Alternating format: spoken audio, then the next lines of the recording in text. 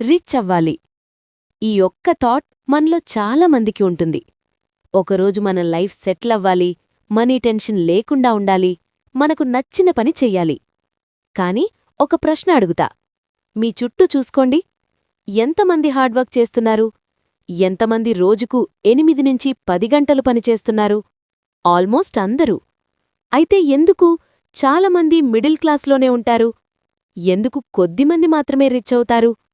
Problem ఎఫర్ట్లో లేదు. Problem మీరు follow అవుతున్న పాత్లో ఉంది.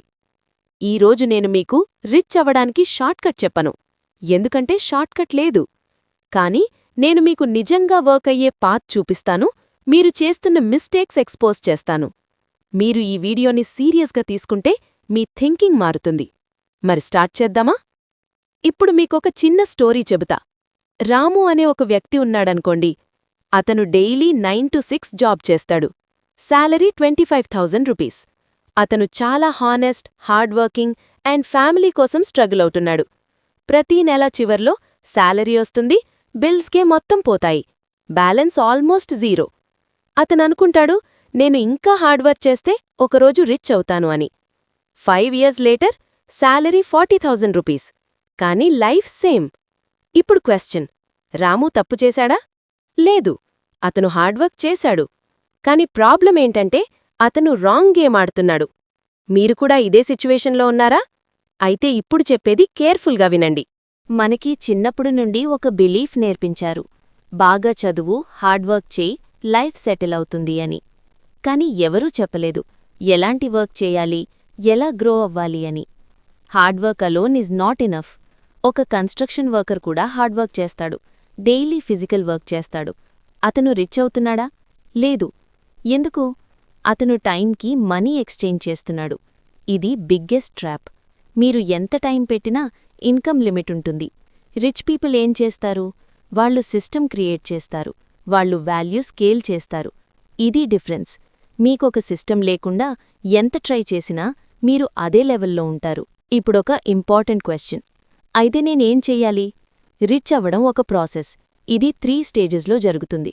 నేను స్లోలీ ఎక్స్ప్లెయిన్ చేస్తా, మీరు అర్థం చేసుకోండి. మొదటి స్టేజ్ స్కిల్. ఇది బోరింగ్ స్టేజ్, అందుకే చాలామంది స్కిప్ చేస్తారు. కానీ ఇది ఫౌండేషన్. మీ దగ్గర వాల్యుబుల్ స్కిల్ లేకపోతే మార్కెట్ మీకు వాల్యూ ఇవ్వదు.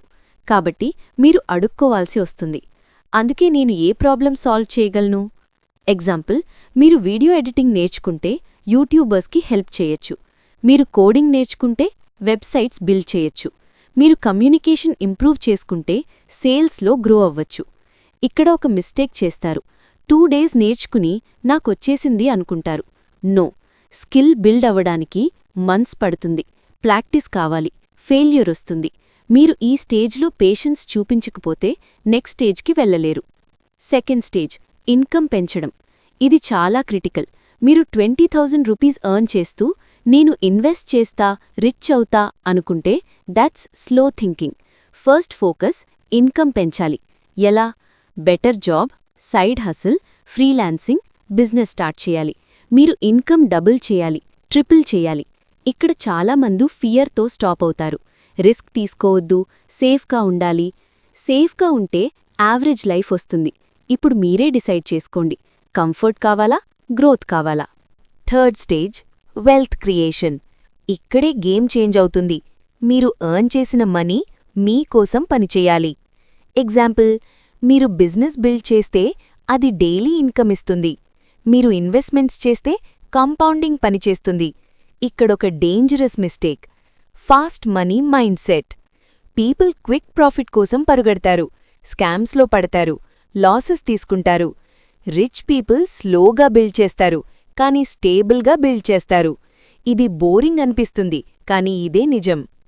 ఇప్పుడొక ఆనెస్ట్ క్వశ్చన్, మీరు నిజంగా రిచ్ అవ్వాలనుకుంటున్నారా, లేక జస్ట్ డ్రీమ్ కోసం చూస్తున్నారా?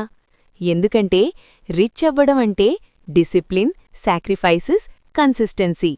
నెట్ఫ్లిక్స్ స్కిప్ చేయాలి, టైం వేస్ట్ రెడ్యూస్ చేయాలి, ఫోకస్ పెంచాలి. ఇది ఈజీ కాదు, అందుకే చాలామంది క్విట్ అవుతారు. మీరు కూడా అదే చేయబోతున్నారా, లేక కంటిన్యూ చేస్తారా? చివరిగా ఒక్క విషయం గుర్తుంచుకోండి, రిచ్ అవ్వడానికి సీక్రెట్ లేదు. Formula simple: learn, earn, grow, repeat. కానీ డిఫికల్టీ ఏమిటంటే కన్సిస్టెన్సీ మెయింటైన్ చేయడం. మీరు క్విట్ కాకపోతే మీరు ఈవెంచువలీ విన్ అవుతారు. ఇప్పుడు మీ టర్న్.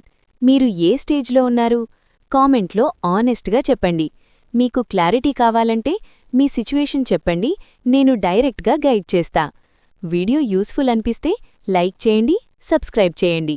మళ్ళీ నెక్స్ట్ వీడియోలో కలుద్దాం.